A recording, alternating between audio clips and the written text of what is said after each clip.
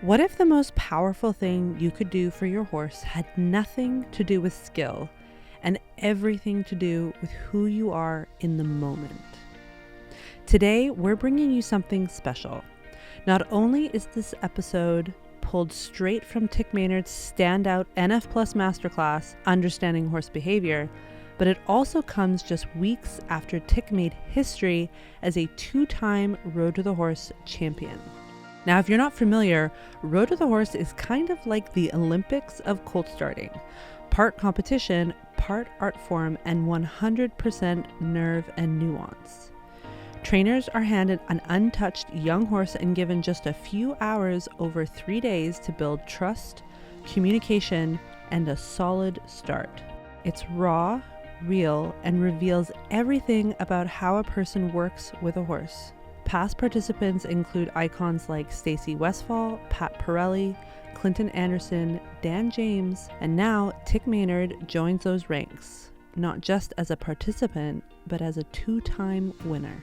Tik's not just a competitor, he's a storyteller, a student of behavior, and one of the most thoughtful horsemen riding today.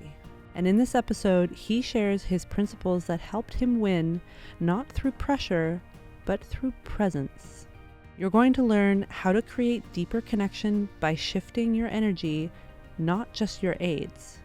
Why trust and respect aren't buzzwords, but real learnable skills. What emotional stages your horse moves through when faced with something new, and how showing up differently can unlock a whole new level of partnership. This is one of those episodes that leaves you thinking differently. Not just about horses, but about how you lead, how you listen, and how you show up in every moment. We're going to talk a little bit about how our own behavior affects horses. When I first started learning about horsemanship, a lot of it was about how we want the horses to be. Do we want the horses to be more respectful? Do we want the horses to be more trusting? Do we want the horses to be more polite, more in front of our leg, more willing to the jump? But all of that stuff is reflected by how we are, who we are. And I think the challenge for me now, where I'm at in my life, and for you guys as you get more and more interested in horse behavior, is also going to be how mature we are with horses, what our emotional fitness is, and how respectful we are to our horses, how polite we are to our horses, and how we can find ways to be smoother, just the everyday stuff, how we catch a horse, how we let a horse go, how we halter a horse, bridle a horse, put the saddle on a horse, get on the mounting block and then get on our horse. All that stuff, hopefully you'll get to see some of that stuff as we go throughout this whole course. But also I want to talk to you about some of that stuff now. So the first thing is, with a lot of those things I just talked about, we don't want to think of it as either catching our horse or letting our horse go. We want to have a lot of gray area in between those two things. So when I go out into the paddock to get my horse, I don't just put the halter on. I ease into their space. I'll let the horse touch my hand. I'll rub my hand along the neck. Maybe if I've got a treat, I could give that horse a treat. If I've got the rope, I put it around their neck before I put it around their head, and then give them a little rub on the withers, maybe walk them off, then put it around their head, then give them a little rub, maybe a treat, and then I walk off. So there's this huge gray area. It's not like they're either uncaught or caught. There's a gray area in between. And that can make it so much smoother for your horse, so much more polite. Same thing when I'm letting a horse go. I don't just take him out. Some horses, you'll undo that snap, they'll feel it, and then they'll just bolt. That's the last thing you want. You want to feel like you could do that and then walk off a few steps. Maybe if you've got a rope halter, you could take it around the neck. Maybe if you've got a leather halter, you could just undo the snap, walk a few steps. Maybe if your horse doesn't already have that habit of bolting, you could take the leather halter off, put the rope around their neck, and then just lead them a couple steps with the rope. Give them a rub, and then leave them. And what I love is that when you leave your horse, they kind of look at you, and they know they're going to stay in the paddock, but they don't all of a sudden leave and take off.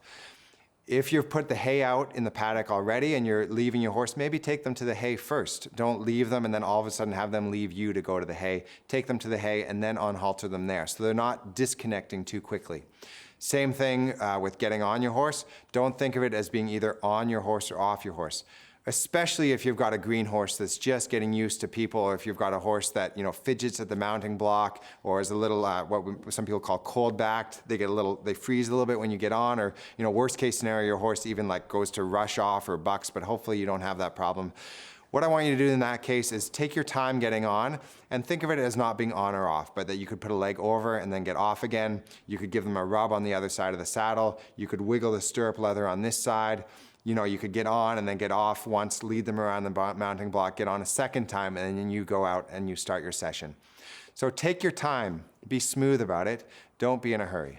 So when we work with horses, there's some people out there that will work with animal communicators. There's other people that will really think their horse knows what they're thinking.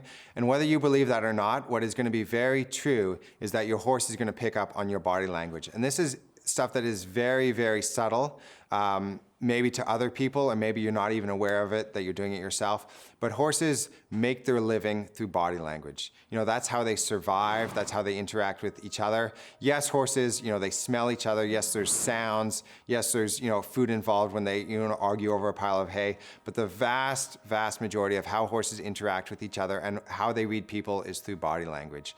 And so when we're come up to a horse, if we're nervous, if we're scared, if we're frustrated, all of that is going to come across. And what that's going to do to the horse is it's going to make that horse emotional. Whether that horse becomes scared or defensive, or in some cases aggressive, that takes away from their ability to learn. So what I'd recommend you do is as soon as you find yourself getting frustrated, scared, angry, as soon as you get emotional, as soon as you find yourself coming up on that scale, I want you to take a step back. If you can't settle yourself down, I want you to ask help. And for myself, even though I've been doing this, specializing in difficult horses for a number of years now, I'll still reach out to people for help if I find myself getting emotional about it. I'll call, a friend in British Columbia. I've got a friend down the road. I'll reach out to one of them. I might look at a DVD or read a book, and I'm constantly looking for more knowledge. The number one thing that is going to help you be more confident around your horse is knowledge. And so right away, I congratulate you for being part of this Masterclass series and searching for that. And also, interestingly for your horse, the number one thing that is going to make your horse more relaxed is them having an understanding about the world around them, having an understanding about what exercise they're supposed to do and what you're trying to convey to them. A horse that is confused, that's probably the most likely thing that is going to make your horse anxious. The similarities between us and people, there's so many of them. And so for us to be confident and for the horse to be confident, getting emotional doesn't help. Really take a step back if you find yourself getting there and reassess the situation.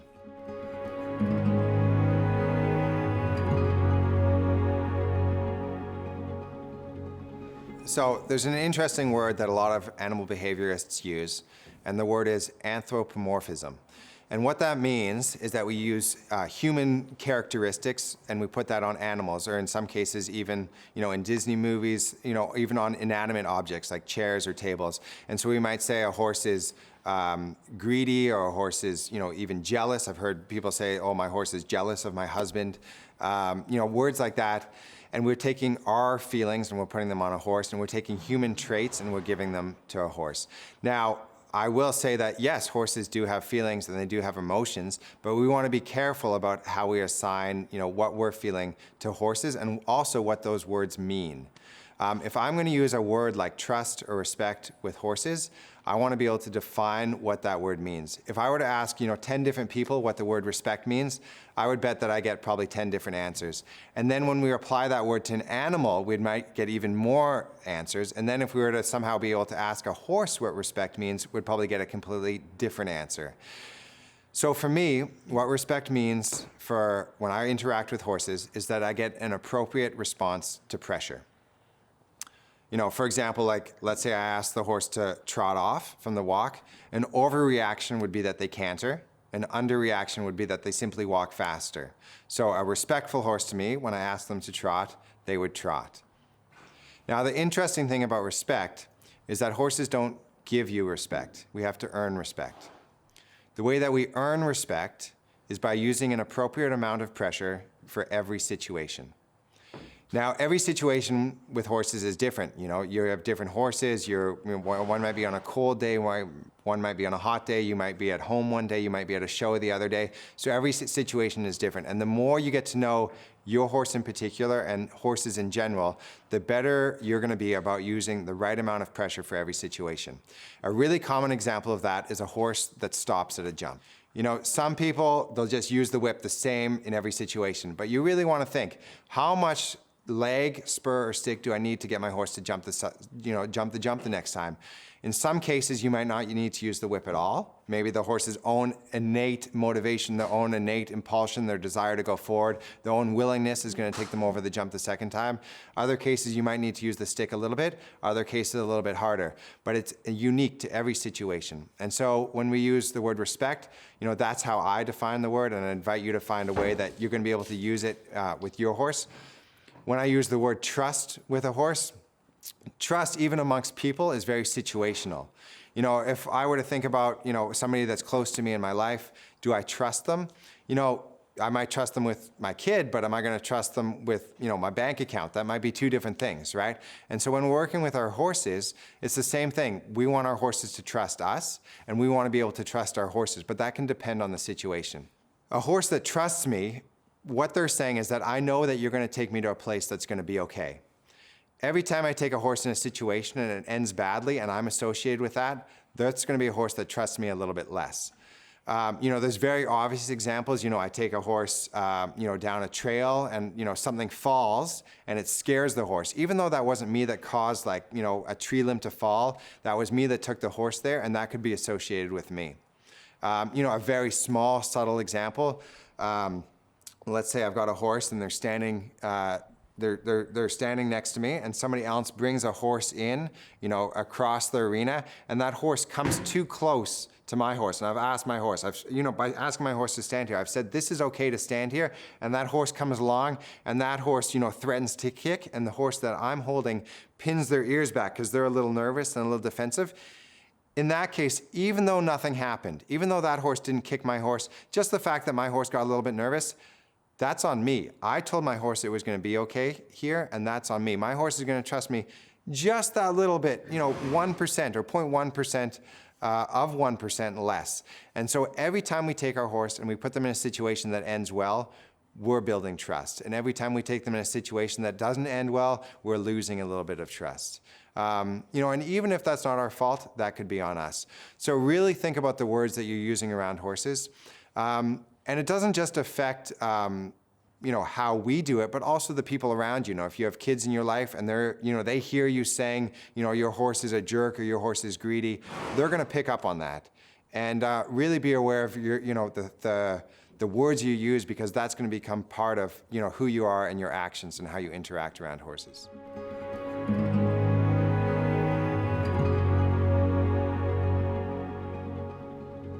So in another segment, we're going to talk specifically about what motivates horses, and we're going to break that down a little bit more for you. But one of the things I'll say that really motivates horses is comfort, or another way of saying that is a sense of peace, or a sense of understanding, and stuff is predictable to them and they understand the world around them. As soon as we come into, a horse's space, and I don't just mean when we're riding a horse, but even being in a horse's stall, and sometimes even once we're, 10 or 12 or even 15 or 20 feet away from us and the horse can sense us. Once we start projecting an air of, frustration or nervousness, or, we're in a sort of another world, the horses start to pick up on that, and they start to, become a little wary. They start to get a little nervous, some of them. Every horse is different, and some horses will pick up on that more than others. I want you to think about your horse. How does your horse react to your body language? To be effective with horses, one of the biggest things, and it's probably also the thing that we love about being with horses, is that we really have to be in the moment. That's definitely one of the things I love about sports in general, and horses in particular, is that as soon as you find yourself thinking about work or home or family or kids, all of a sudden your interaction with that horse is going to be diminished, and the horse is going to pick up on that. One of the things that I find very, very unfair is that when somebody's riding a horse, they're flatting a horse around and they're talking on the phone, or they're listening to a podcast that is taking 90% of their attention. If you're expecting your horse to be attentive, to be listening to you, to be in the moment, and to be trying their best, you have to be attentive, you have to be in the moment, and you have to be trying your best. It's completely unfair to expect your horse to be one way when you are not. if you're having trouble finding a way to be in the moment, there's, myself, my wife, a lot of the top riders in the United States use sports psychologists. I'd really recommend checking out some of the other classes on the Noel Floyd Masterclass series about that. One of the biggest tricks that I have for me personally is I try to say, in that moment, if I'm getting distracted, what does my horse need? Or what is my horse feeling right now? And I try to put my attention on that in order to forget about the other things. And your horse is always looking for something. Your horse is always reacting to something. And what we want to get is we want to, eventually become more like horses, where, we have a soft vision of the world. We're aware of what's immediately around us. We're aware of how we're feeling and how the horse is feeling. And actually what we want is we want the horse to be more like, a driven person or an ambitious person, where the horse can learn to slightly become more focused on one thing, whether it's a jump, whether it's you if you're doing dressage, whether it's the course, and the horse stops tuning out these other things, and they start to become more focused on that one thing. The common thing that we're looking for in both those cases is that we're both starting to focus on each other. We're both starting to find peace in the moment, and we're not worried about all these other things that are happening on the periphery. Take a moment next time you're with your horse and just think, how much am I with my horse right now? How much am I in the moment? And how much am I distracted? And try to find a little trick for you. Try to find some tips. There's lots of great books and videos out there. And next time you're with your horse, just think about your horse.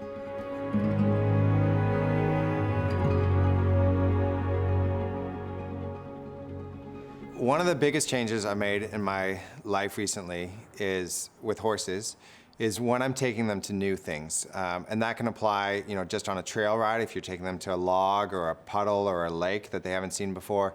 It can apply, to a dressage horse that's getting used to the judge's stand or the letters, or maybe there's flowers on the edge. It can apply to a hunter horse or a jumper horse, maybe with a liver pool or a water, or, something in the arena that they're nervous about. Is I've got a way of breaking things down now in training that really helps give me more patience, and it gives the horses a lot more understanding.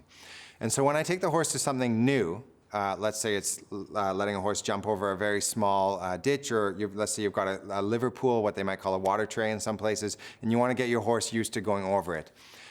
I used to think of that as a success or failure option. Either they didn't go over it or they did go over it. And now what I want you to do is I want you to be aware of the steps the horse goes through as they learn to go over it. So there's a way you can look at that physically, and there's also a way you can look at that emotionally, what the horse is going through. If you think about people, there's a common acronym for those of you that have done any psychology, which is DABDA, which is how often people deal with loss or grief, and that's denial, anger, bargaining, depression, acceptance. And that's not always linear, and sometimes people will skip steps, but it's a general series of emotions that people go through. Now with horses, when they encounter something new, and if you remember from earlier, horses are sort of innately scared of new things, there's going to be a common series of emotions that the horse will go through. The first thing is often fear. If the fear is not reinforcing, meaning it doesn't chase it, or the horse, doesn't run away and feel like that had scared them away from it. But if you can let your horse, go through that emotion, you have them look at it, you have them stay at that space, but they're nervous, maybe they're leaning back, maybe they're walking back, and then they realize that the fear is going to go away. The next step is curiosity.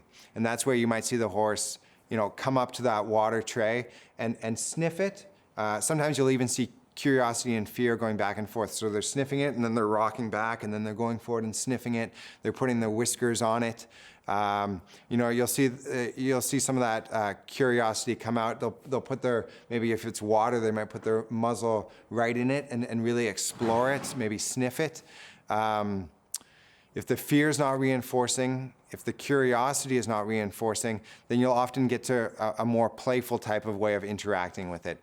And that's where you might see, a horse paw in the water, shake their head in the water. Maybe if you've got a tarp on the ground, you might even see a form of dominance play where they'll try to paw at it or take it up and shake it around and rip it in their mouth. And then if none of those things are reinforcing, it doesn't continue to scare them, the play isn't reinforcing, the curiosity isn't reinforcing, meaning they kind of get bored of it, then the last stage is indifference. And for a horse, a competition horse, That's what we want. We want them to be able to, trot over that liver tray if there's no jump associated, or canter over it if there is a jump on it, or if you've got a cross-country horse, to be able to go through that water and have them not change emotion. And what you'll see in that horse physically when you get to that stage is that they'll keep the canter as they go through the water as if they're just going over the ground. They won't take their head up, they won't speed up, they won't slow down, they won't change gait, they won't shy left or right, and they're just indifferent about it. It doesn't matter to them, they're used to it. And we want to get our horses to that place. That's our goal for competition horses. And if you think about going through those series of emotions with your horse, it'll give you a lot more patience with your horse, because the more your horse goes through those, the more true, the more real the indifference is going to be at the end. If you're trying to take your horse straight from fear to indifference, and you're not giving your horse time at those middle stages, it's way more likely that it's going to come back and to haunt you later. Your horse is going to stop, your horse is going to run out, your horse is going to jump it, but they're going to jump it with anxiety. A horse that jumps with anxiety is way more likely to have a rail down, catch it with their front legs, hang their hind legs, tighten in their back. So getting to that stage is going to be really important. Now, that's what a horse is going through emotionally. At the same time, you're going to see some physical changes in your horse. Fear is going to be hopefully obvious to some of you. They're going to draw back, they might snort, they might have their ears forward on it, they're going to want to turn. As your horse gets more curious, they're going to get closer. Hopefully we'll see their head come down. Hopefully we'll see their eyes soften, they'll start blinking more. As the horse gets closer, what we want to do is we want to see them look at the front edge of the water tray or the bank or the ditch. Then we want to see them look out into it, and then eventually we want to see them look past it. Imagine with a water tray, a Liverpool, imagine if you had, a can of oats on the other side and they reached their neck out and over as if they're really looking or trying to get to the other side, maybe eat those oats from the other side. Once they can do that, almost always, the vast majority of the time, unless the horse has had bad experiences in the past, the horse is going to jump it or cross it on their own. The biggest mistake we can make with something new to a horse is to be in a hurry. There's absolutely no reason why your horse shouldn't go through water if you're not in a hurry. Their own curiosity, your own patience, their own play drive will take them through it. In the wild, given time, horses become curious about almost everything. Horses drink in the water, they play in the water, they roll in the water, they paw in the water. There's absolutely no reason why your horse shouldn't be able to go through the water, unless at some point in that horse's life, somebody's been in a little bit of a hurry, maybe the horse has had a bad experience and then they get turned off about it. So I really recommend you get better at reading your horse. Think about some of those characteristics we've talked about, and then be aware that when your horse is going to something new, that they're going to have to go through a series of emotions to get to the indifference that we want, which is going to give us the competition horse that we want. If this episode sparked something for you, there's so much more where that came from. This conversation is just one part of Tik Maynard's full 10-part masterclass, Understanding Horse Behavior, on NF+. Inside, you'll find practical, hands-on examples, step-by-step breakdowns, and a deeper dive into the tools and mindset that shape truly connected horsemanship. You can head to noelfloydplus.com to explore the full program, or check out a curated selection of Tik's videos available to stream for free under the free streaming category. And if you're ready to go deeper, use the code DHW for 15% off an annual membership. That gets you full access to all 11 of Tik's masterclasses, a complete library for riders who want to train with more intention, softness, and skill. It's expert-led, horse-first education that fits your life, fuels your progress, and puts your horse's well-being front and center. Because when we grow with intention, our horses do too.